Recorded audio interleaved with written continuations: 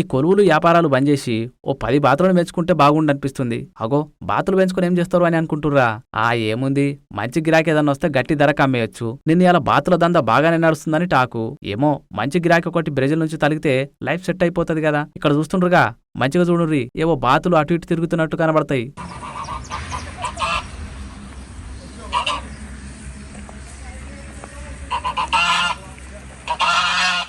అగో ఎట్లా కుర్రని ఎట్లా మొత్తుకుంటున్నాయో. వాస్తవానికి ఇదొక జైలు. మామూలుగా జైల కాడ ఎసుంటి సెక్యూరిటీ సిస్టమ్ ఉంటుందో తెలుసుగా, పెద్ద గోడ, దాని మీద ముళ్ల కంచె, ఇంకా అది కూడా సరిపోనట్టు కరెంట్ షాక్ పెడుతుంటారు. ఎందుకంటే జైల్లో ఉన్న ఖైదీలు పారిపోద్దని. ఇవన్నీ పెట్టినాక మీదికెంచి ఫుల్ పోలీస్ సెక్యూరిటీ పెడతారు. కానీ బ్రెజిల్లోని కాటారీనా స్టేట్ జైలు కాడ పోలీసులు కావాలండరు. వాళ్ళ ప్లేస్ లో బాతులు ఉంటాయి. అవి దినాం షిఫ్టుల వారీగా గస్తీ కొడతాయి. సీమ షిటుక్కుమన్న ఆఫీసర్లకు అలర్ట్ పంపిస్తాయి.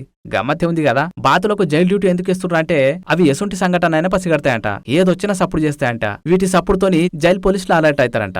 గిట్లనే బయటికించి ఎవరైనా వచ్చినా లేక లోపటున్న ఖైదీలు ఎవరైనా తేడా చేసినా ఎంబటి అవి స్పెషల్ సిగ్నల్ ఇస్తాయంట. బాతుల సేవలు నచ్చినాయి కాబట్టి జైలు ఆఫీసర్లు వాటిని రిక్రూట్ చేసుకుని డ్యూటీ చేస్తుంటారంట. అయితే బాతుల ముచ్చట తెలక ముందే ఇక్కడి జైళ్లలో కుక్కలకు డ్యూటీ చేసేటోళ్ళంట. కుక్కలు కొంత బద్దకిస్తున్నాయని తెలుసుకొని ఇగో ఇట్లా బాతులకు ట్రైనింగ్ ఇచ్చి డ్యూటీకి తీసుకుంటారంట. ఇప్పుడు చెప్పుర్రి, బాతుల దందా బాగుంటదా ఉండదా?